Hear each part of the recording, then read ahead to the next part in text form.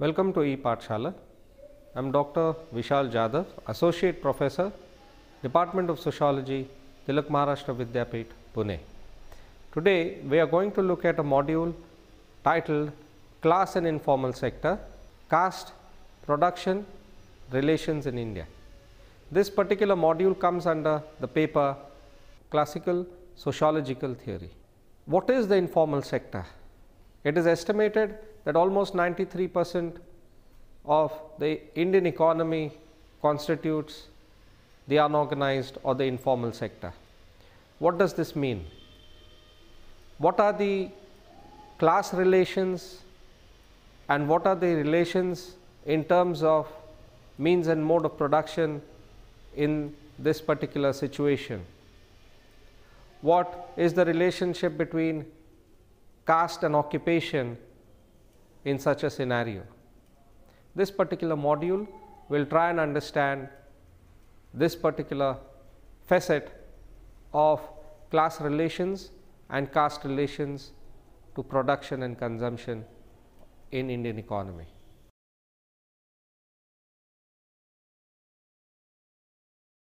The module on class and informal sector would highlight the elusive nature of class, and especially so in terms of how it is understood, not only through the production matrix but also now through the consumption variables. Moreover, how does the informal sector in India question and also support some of these Weberian and Marxist understandings? There exists a vast literature of the definition of class with different thinkers and schools of sociological thought elucidating different characteristics of class. This then makes it an arduous task to incorporate in a single term all the elements appearing in different versions, which therefore eludes the understanding of many.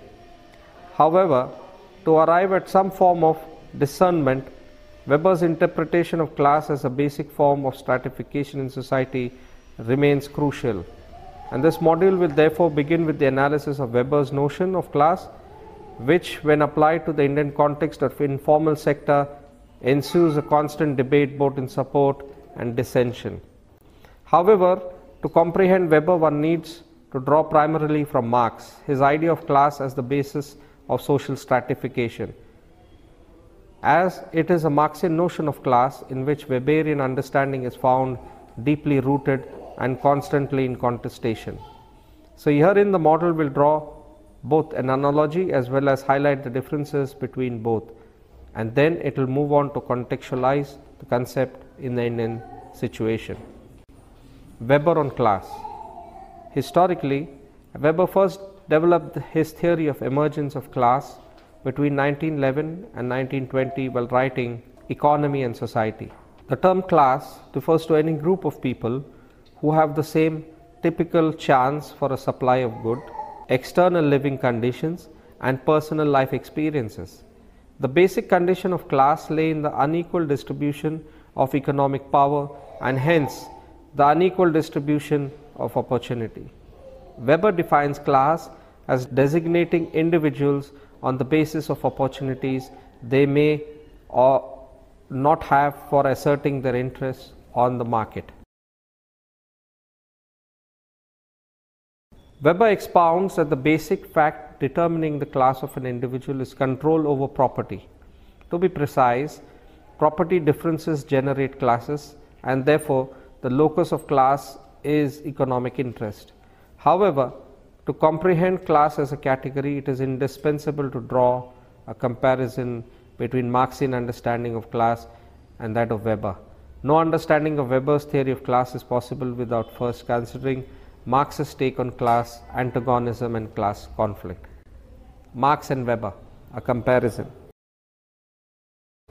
To begin with, Marx located class in production relationships existing in a production system, stressing that class dichotomy arises between those who owned means of production, capital, against those who did not. Class, therefore, is any aggregate of people playing some part in the production mechanism. On the contrary, Weber advocates that class is a market situation and class relationships are ones between the employers and the employees, manager and worker, and not the owner or the possessor of the labor power. Class situation implies a market situation, and hence it means the typical probability of procuring goods, gaining a position in life, and finding inner satisfaction, one derived from relative control over goods and skills and from the income producing uses within a given economic order.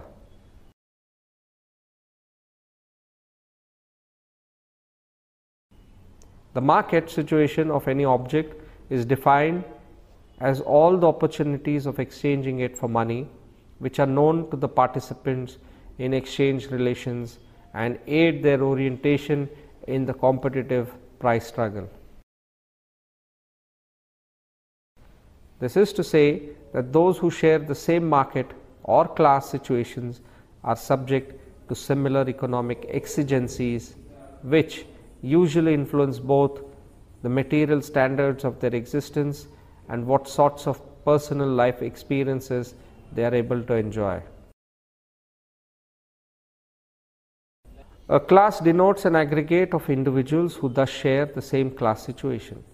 In these terms, those who did not own property but can only offer services on the market are divided according to the services they have to offer. Likewise, those who own property and are differentiated according to what kind of property they own and how they use it to meet economic ends. Weber therefore agrees with Marx that ownership versus non-ownership of property is the most important basis of class division in competitive market. For Weber, class is a modern phenomena stemming and emerging from the rise of the market economy or market capitalism. Before market capitalism, allegiance to a group was merely based not on class but on status, which again is based on distribution of honor. The concept of class consciousness, class situation versus status situation. Weber's conception on class as heavily drawn from Marx did give some importance to class consciousness, which occupied a centrality in Marxian theory. For Marx, a class could realize its interest once it became conscious of itself as a group. However, Weber differed in the sense that class consciousness was not elementary to a group's existence as a class. Instead, he posits the term status as a position in society determined by social estimation of honor, not economic power, and it is this category which appears to be class consciousness. And in contrast to class situation, status situation is defined by strict separation from the economic order, that is, the sphere of the market. Whereas class situation is characterized by life chances and patterns of acquisitions and income, status groups is simply a social grouping outside the market characterized by patterns of consumption, the pursuit of lifestyles and habits of taste. The status situation has to do with the specific choices and lifestyle selections which individuals and groups make in surrounding themselves with furnitures, cars, as well as status qualifications that are made in selecting types of entertainment, leisure activities they may become involved in. And consumption is not entirely an individual matter, but has social aspects to it. There is an element of selection in consumption, and this criteria then preconditions the selection of lifestyle of a group.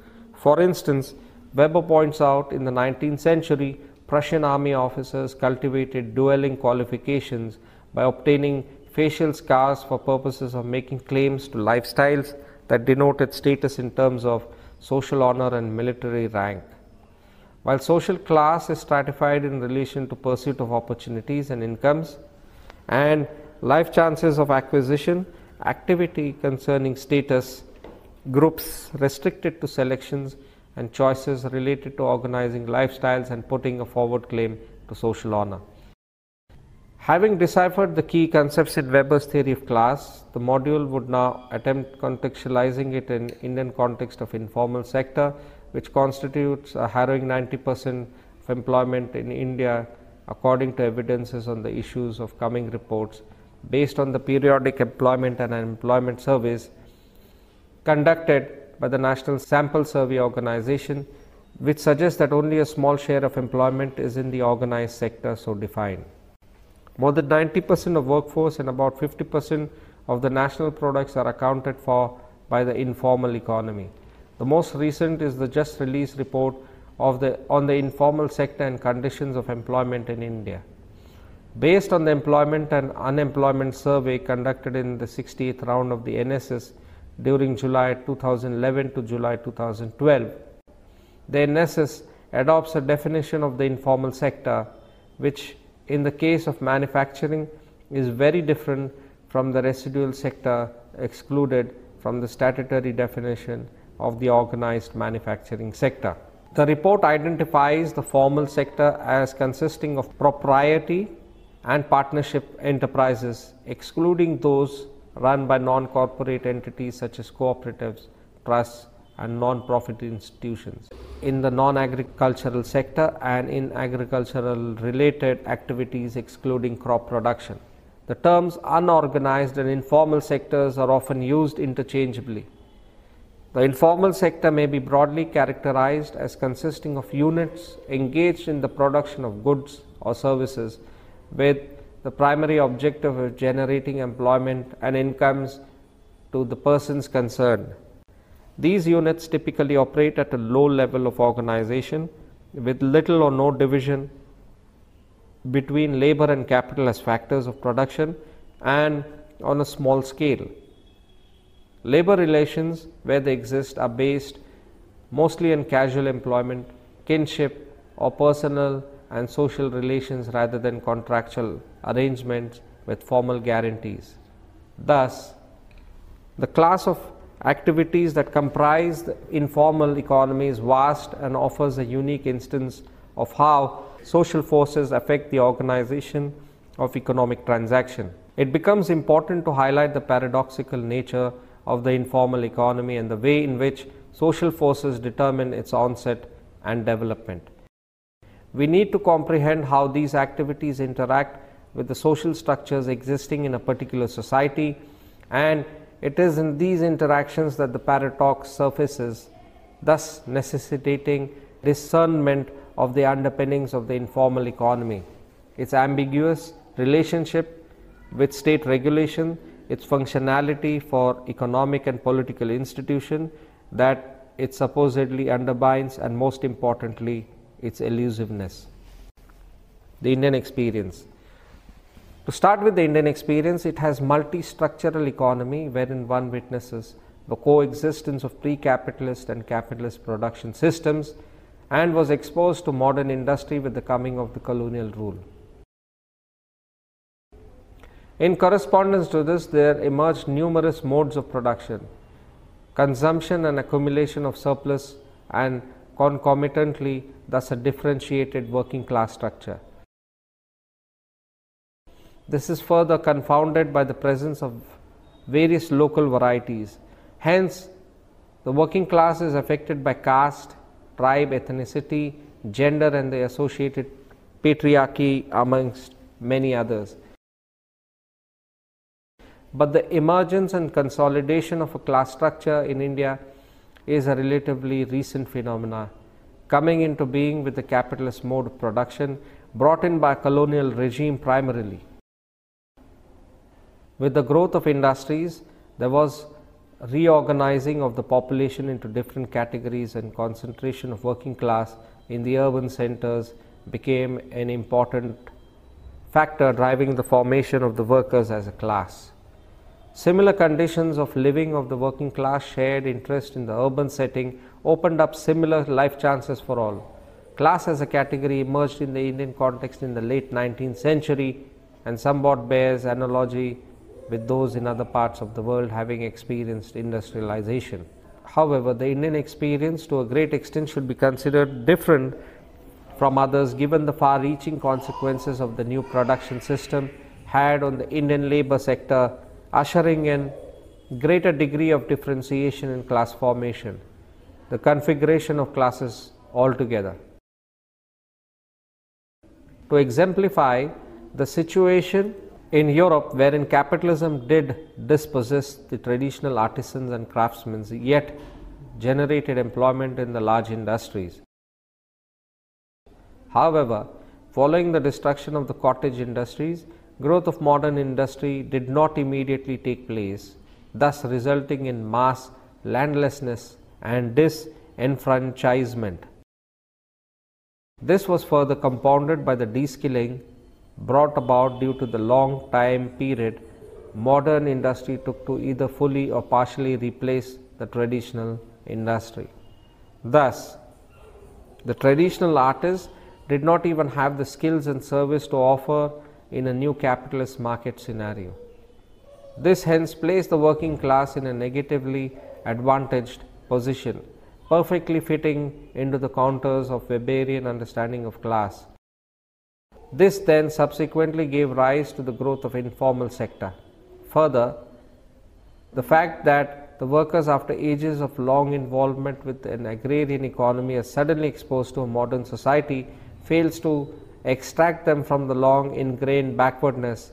It begins to get embedded into casteism and other forms of regressive ideas. This in turn precluded any attempt at class consciousness in spite of shared interests, thus presenting an empirical critique of Marxian understanding that shared interest determines the genesis of a class consciousness and in the initial stages of Indian experience with modern capitalist production system, a colony of the British rule. The pace of the capitalist development accelerated in the post-war period and later with the neoliberal turn, which altered the face of the Indian economy. And working class, having been exposed to much exploitation under capitalist production of the imperialist rule, came to occupy its place in the political struggle with a class consciousness. As a consequence, trade unionization ensued with the formation of All India Trade Union Congress in 1920, and large-scale protests were conducted. The simmering discontentment was rooted not only in the exploitative character of capitalism, but also the fact that such a mode of production affected the consumption patterns of the populace, dangerously reducing the purchasing and bargaining capacities. So, the Indian class situation needed to be comprehended through both the production matrix as well as the consumption variables in toto. Moving on then, after the neoliberal phase of the 90s, which aggravated the case of informalization of economy, one needs to analyze the informal sector with greater criticality. With the informal economy surging much ahead of the formal sector with an employment dividend crossing above 90%, the condition of the people employed herein is only aggravated. While formal sector provisioned growth of class consciousness with unionization, the highly scattered and widely pervasive informal sector precluded such a genesis. As mentioned earlier, India is a case of class society with different affiliations grounded in caste, tribe, gender, etc. And in addition to these differences, discrepancies in wages also further created numerous cleavages within a working class. Some were employed in the public sector enterprises, while others constitute a reserve of labor working in informal commodity production systems, petty trading, rag picking amongst others, struggling daily for the bare subsistence of wages. In addition to the wage differentials, working conditions varied. While the formal sector had better pay, job security, the condition of the workers in the informal economy worsened by the low wages, but also exacerbated by other forms of coercion surfacing in the form of patriarchal bias in employment, which deprive women thus hindering their inclusion in the economic progress and process and contributing to their impoverishment. Now, given the huge differences within the working class, one is readily bound to think that all there will be mobility from the informal to the formal sector. However, this has not been the case, as recruitment to a great extent depended on the social network stemming from one's affiliation to a particular status situation. So herein, as well as Weberian interpretation conveniently fits in. Thus, it would be entirely incorrect to affirm that one's inclusion in a work culture characteristic of a particular sector is in fact determined by the cultural and social set of behaviors expected of a given class, with an inherent way of life and estimation of honor which restricts social intercourse. To support this argument, one could refer to caste allegiances which have decisive influence in every sphere of the work sphere. For instance, there is a wage differential between the upper caste worker would get higher segment of wage than the low caste worker. Thus, the lower caste, the depressed classes, the Dalits, the Adivasis are all relegated to a position where they work for subsistence. Caste plays a crucial role in placing the workers in the labor market, but also ensures a continuing pool of social relations for the supply of various kinds of labor for capitalist mode of production.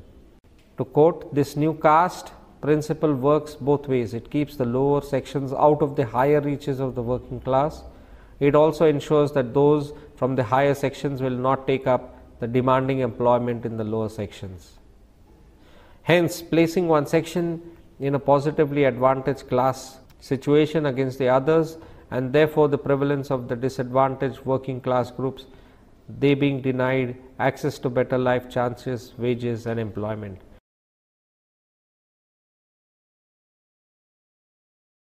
This again substantiates the Weberian idea to a great extent. Thus, one's status affiliation evolving into a close caste group not only plays a significant role in employment, but also securing a position in the wage scale. A study from Kerala buttressed this point, established that in higher positions the upper caste workers had preponderance, while the lower caste or the Dalit Adivasis were given the dead end, low remunerated jobs. And if caste based division of labor based on qualification as education and land holding still decided one's inclusion in the labor market, thus class relationship is one between the employer and the employee and not one's mere position in the production system. In India, the category of class needs a much more nuanced deconstruction, especially in the huge informal sector, which thrusts ahead the economic growth, constituting more than 90% of the labor force. The situation in India is a complex one, made distinctive and magnified by an imposed capitalist mode of production by the colonial regime, existence of multiple production relations and consumption patterns, identified mainly by numerous status affiliations based on caste, religion, ethnicity, etc., all affected by local and international events of economic and political nature. Conclusively, only by considering these idiosyncrasies and peculiarities can the Indian class situation be aptly comprehended in the contemporary scenario, it having been historically exposed to both forced capitalism as well as state-driven neoliberalism. To conclude, we have seen that class, in terms of the Marxist understanding of class, can be applied to understanding the unorganized sector in India. This is especially true after the period of liberalization, privatization and globalization, when the Indian economy grew at an unprecedented pace. The markets today are controlling state policies, and especially after globalization, where our economy has now merged with the global economy, factors which are beyond the nation state are also affecting the policies and fortunes of the economy in the country. In this respect, therefore, it is interesting to see how when 93% of the Indian population is in the unorganized sector, what are the vagaries and what are the problems that they are facing, and what are the remedies that the state must come up with.